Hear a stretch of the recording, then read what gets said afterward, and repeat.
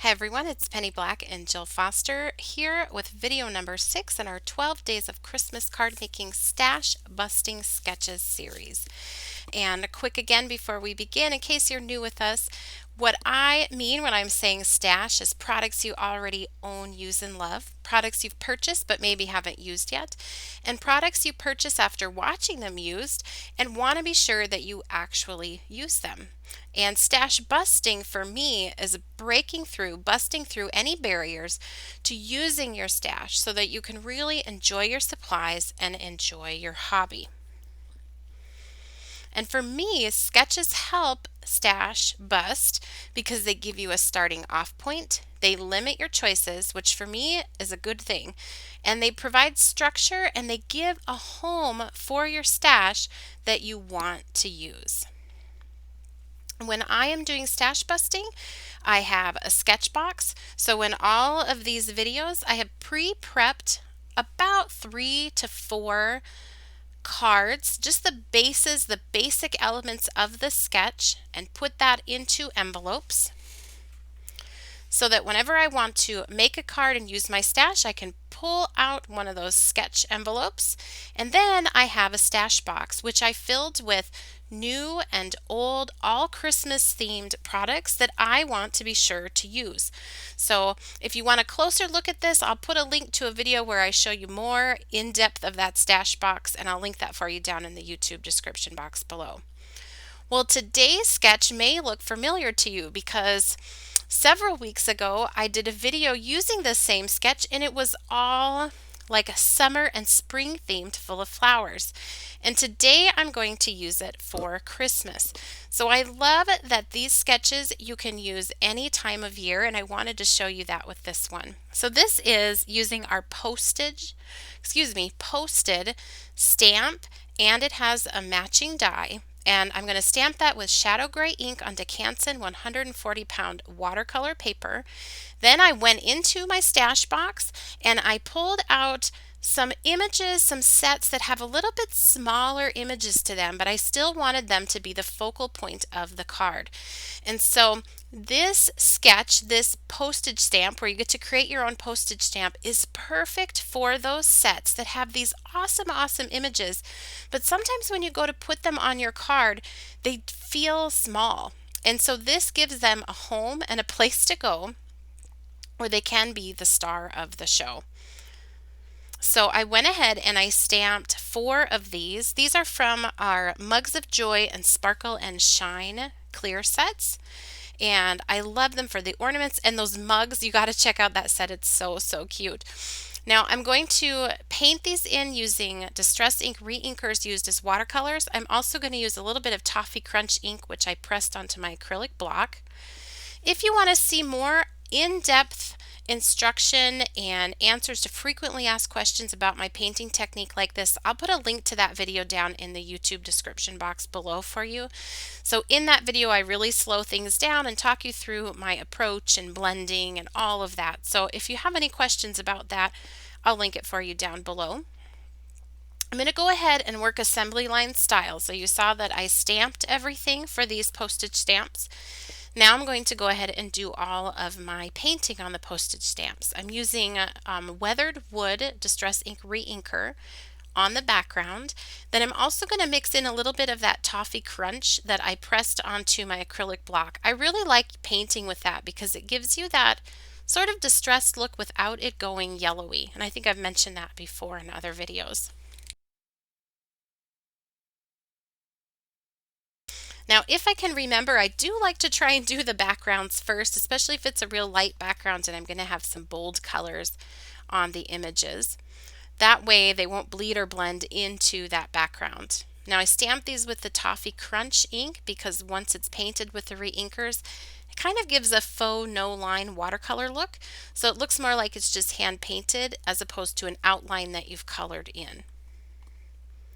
So here I'm going to work on this ornament. So I'm going to sort of paint the ornament a blue. I really love the flowers on these ornaments. I think they're just so pretty and unique. And you could really, even with just one ornament stamped on there, create such a lovely set of cards just by painting it different colors. There's like so many combinations that you could do. But I'm just going to work on that background. I'm putting down the reinker from the palette where I want the color to be darkest. Then I take my brush over and rinse it off in the water, pat it dry on that paper towel, not completely dry, but pat it some on that paper towel, and then go back and blend that into the lighter color. So there you can see I'm putting down the darker color. That's the reinker straight from the palette, rinsing off the brush, and then going back and blending with just a little bit of water on my brush. I'm working section by section. So for example, before I went onto this leaf, I made sure that the background or the ornament itself was dry. So any areas that are touching each other, I don't want them both to be wet or they'll start bleeding and blending into each other. And you can use a heat tool to speed up the process if you'd like.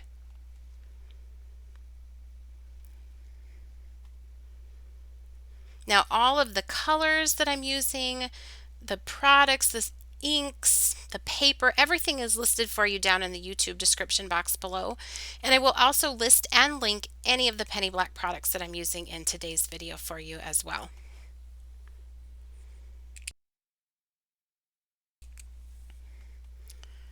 I'll move on now, and here I just grabbed a PITT Artist pen. This is a waterproof. This is the extra small tip. It's just a small pen where I can add just some of these black accents and the string. For me, it's just easier to do that with a fine tip pen than to paint them in. So now I'll begin painting in that flower. So I'm grabbing that red reinker, putting it where I want the color to be darkest, rinsing off the brush, patting it on the paper towel, and then going back to blend that.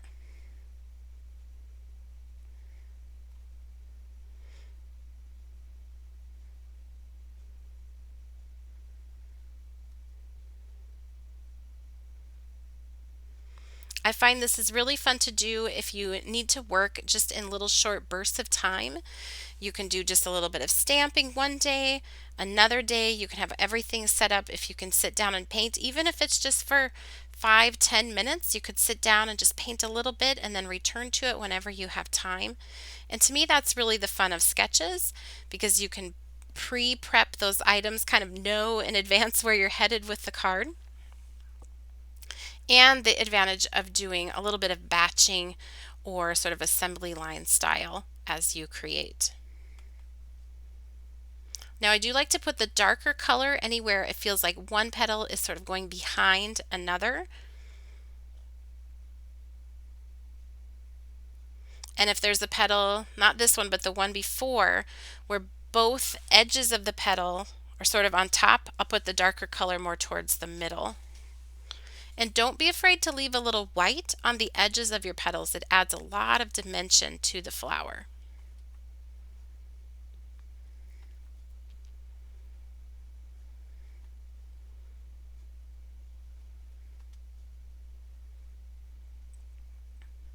You could certainly do this card design and this card sketch with any type of medium that you like. Just be sure that you stamp it onto the papers that you would typically use with that medium. So like if you're doing Copics, you'd want to use your Copic friendly inks and papers for that, or colored pencils. But the sketch can work with whatever medium that you love and prefer.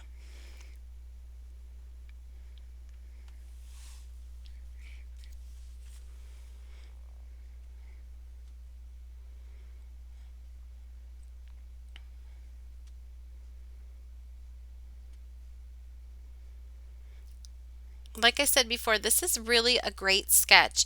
If you have some of those sets that have several really wonderful focal point images in them, but they are a little bit smaller, this postage stamp design gives them a home, gives them a place that often I find sometimes these are the stamps that I just can't always come up with the card design for, but now that we have this postage stamp, it's like they're made for these particular stamps, and I'm like on the lookout for them now because it's so fun to be able to create these little postage stamps to design your own, especially for the holidays. But again, you can use it any time of year.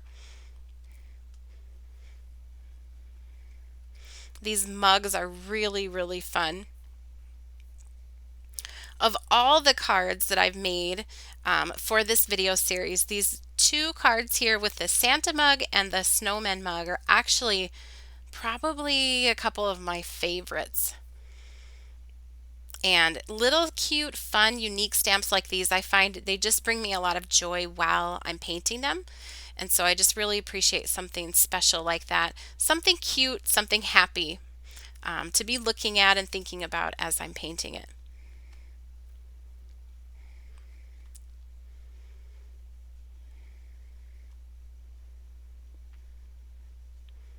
And they do look like they have a lot of detail, and they do like coming out of the mug there, but that actually doesn't mean that they take longer to paint, because you don't need to do lots of blending or shading on those areas. You can just paint them one solid color, one green or one sort of turquoise color, one red, and they will look finished. So the work is actually done for you in the detail of the illustration, and you don't have to put the work in on the shading part of the coloring. So you can see there, I can just paint that solid red and it looks finished, looks complete because of all the detail that the illustrator has done for us.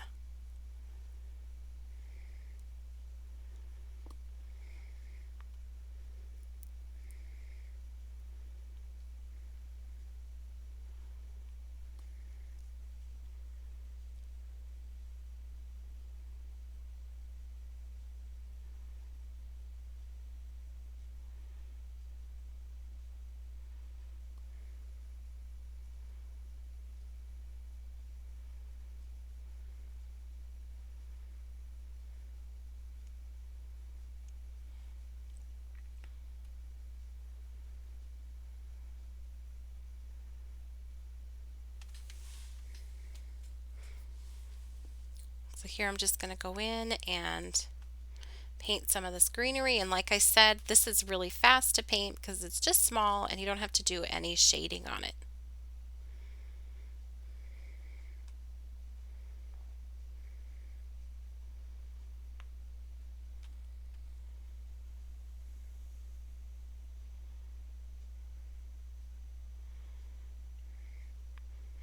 And if you use a couple of different greens, that will also add just a little extra detail, but it doesn't take any extra time to do it.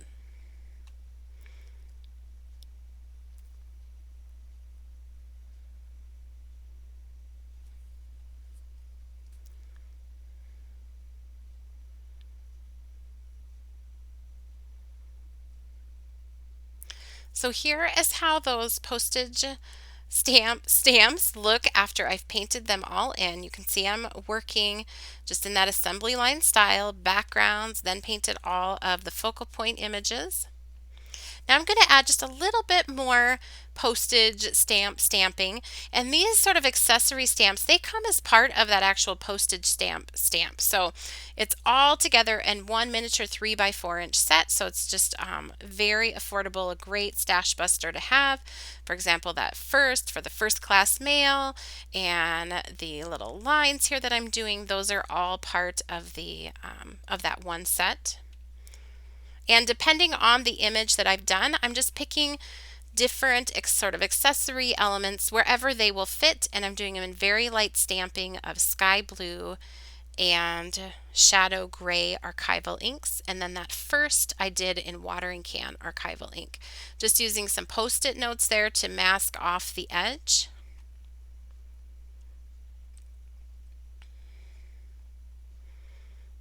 Changing my mind.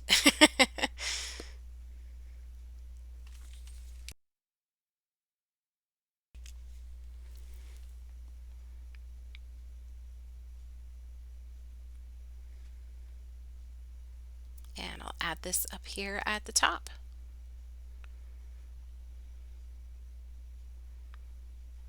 So here is how those look. I even added a sentiment directly onto a couple of these. Here are those mugs of joy. I just love those. I think those are so fun too, along with those elegant ornaments. Now you could add these to your card. Oh, I forgot. I'm going to add a little bit of Toffee Crunch just lightly around the edges. Now you could add these to your cards with some colored cardstock at the bottom. You could emboss that down at the bottom. I'm going to actually take some little pieces here and paint them so that the colors will match up perfectly and also have the same look and feel as the painting I did above. So I'm just going to paint these using those paints that I already have sitting out. I don't want it to look perfect. I really still want it to have that watercolor look. And then I'm going to do some stamping on top using our footnote stamp.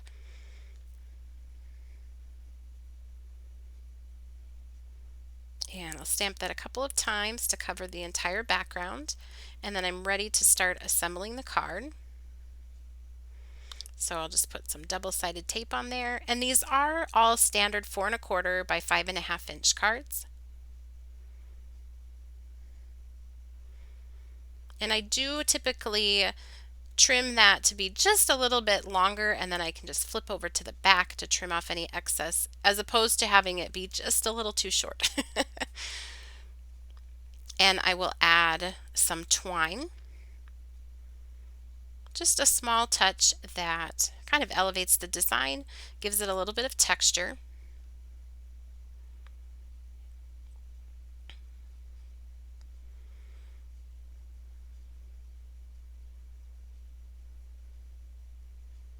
And you'll see I'm continuing to work sort of assembly line style like I have throughout all of these stash busting videos.